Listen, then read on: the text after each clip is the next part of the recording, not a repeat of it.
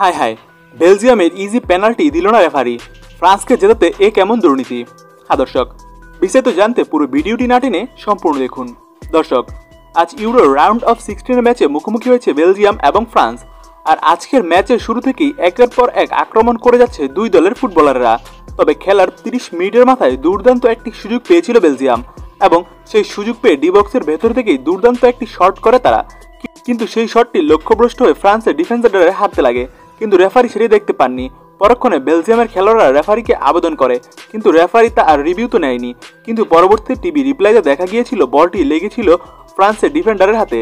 কার্যত ইজি একটি পেনাল্টি ছিল, কিন্তু রেফারির ভুলে সেই পেনাল্টিটি আর দেওয়া হয়নি।